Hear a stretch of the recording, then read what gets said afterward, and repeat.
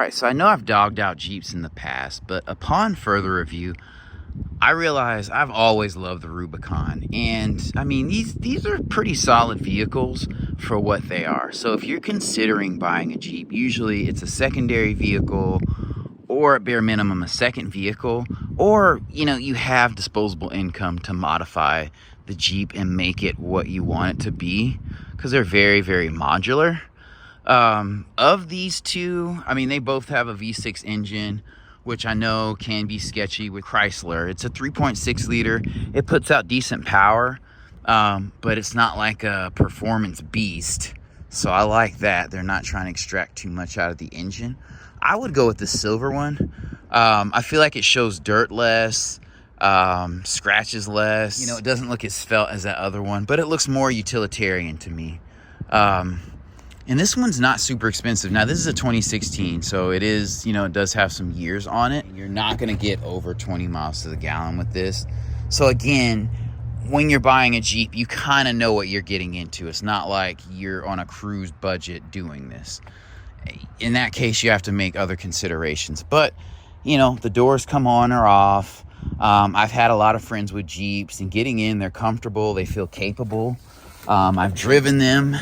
They're solid. They don't drive like cars, but they're not like hard to maneuver. This one does have, tops that come off relatively easily. So that's dope. I'm just going to take a very brief look at this. I'm not going to take the top off and change the wheels out and all that stuff. But, yeah, it's a pretty straightforward vehicle. You have decent leg room back here, not a ton. You got a mat pocket here, a mat pocket here. These doors are going to be hard touch. They come off.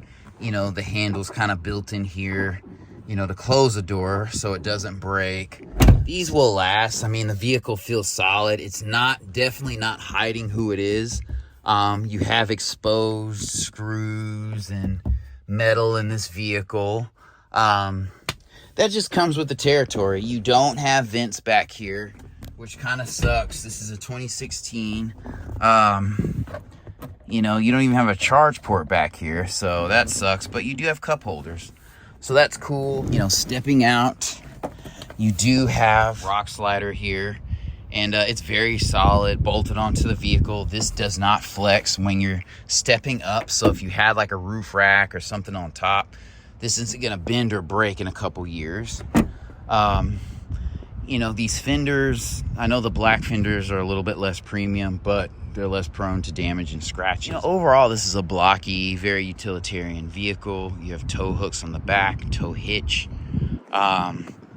good sized tires. I like the Rubicon because you can sit at least 4 people. Stepping inside, this seat is very comfortable, and it's semi-bolstered. It says Rubicon there. And I mean, the good thing about Jeeps is you could have this for 30 years and people are still going to honk at you as you drive by. And they age very, very well. You have a front sway bar you can lock, axle lock. When you're off-roading, you have your manual parking brake here.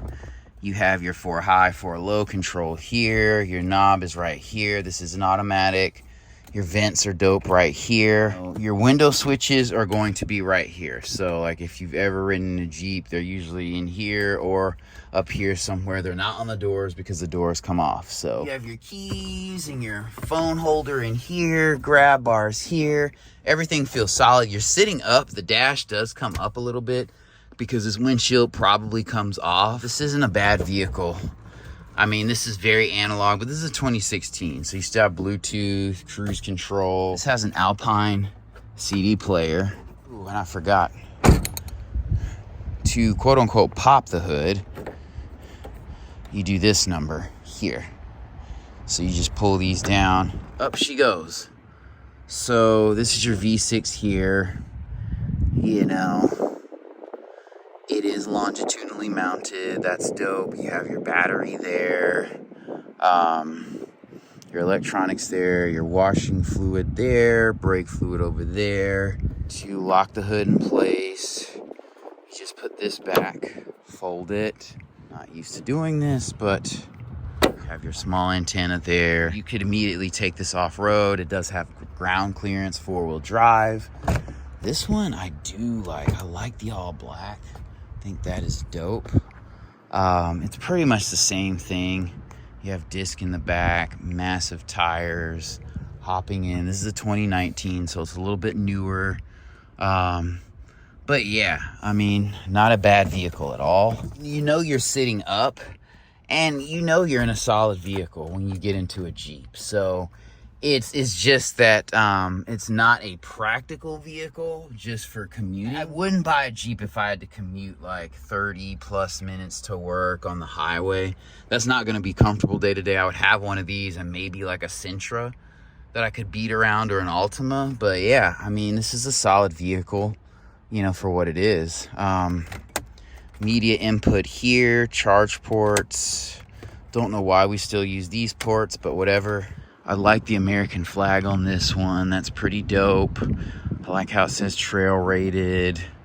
Yeah, a very, very capable vehicle. If you ding or crack one of these, you can replace it. You know, this is solid metal here. So if you like Jeeps, you'll like these.